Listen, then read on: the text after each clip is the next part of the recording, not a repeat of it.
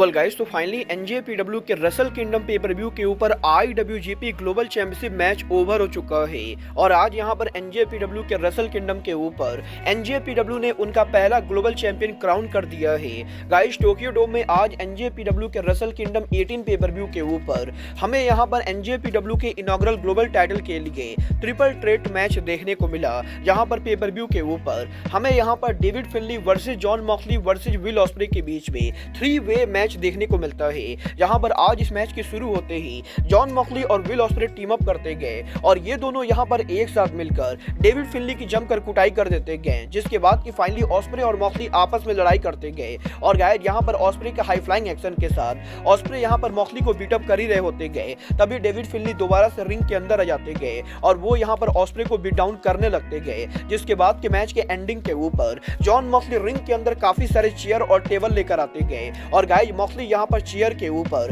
David फिनली को उठाकर पटक देते गए और मॉक्सली मैच को जीतने ही वाले होते गए। तभी यहां पर बुलेट क्लब के member war dog Gabriel kid यहां पर रिंग साइड एरिया पर आ जाते गए और गाइस एलेक्स कॉगलिन और गैब्रियल किड रिंग के अंदर आके विल ऑस्प्रे और जॉन मॉक्सली को बीट डाउन करने लगते गए, जहां पर एलेक्स कॉगलिन और गैब्रियल किड के मॉक्सली और ऑस्प्रे को बीट डाउन करने के बाद फाइनली यहां पर मैच के एंडिंग के ऊपर हमें यहां पर डेविड फिनली जॉन मॉक्सली के ऊपर उनका फिनिशर लगाते हुए दिखाई देते गए और गाइस बुलेट क्लब के इंटरफेरेंस की वजह से डेविड फिनली आज यहां पर पे पर व्यू के ऊपर जॉन मॉक्सली और विल ऑस्प्रे को हरा के फाइनली बनते हैं एनजेपीडब्ल्यू के ब्रांड न्यू ग्लोबल टाइटल। और गाइस आज यहां पर टोक्यो डोम के अंदर डेविड फिनली एनजेपीडब्ल्यू का इनॉग्रल ग्लोबल टाइटल जीत जाते गए, जहां पर डेविड फिनली के टाइटल को जीत जाने के बाद डेविड फिनली रिंग साइड एरिया पर जाके डॉब जिगलर को मॉक करने की कोशिश करते गए और गाइस यहां पर डेविड फिनली के डॉब जिगलर को मॉक करने के बाद डॉब जिगलर यहां पर डेविड फिनली पर अटैक कर देते गए और हमें यहां पर टोक्यो डोम के अंदर डॉब जिगलर और डेविड फिनली के बीच में ब्रॉल देखने को मिलता है।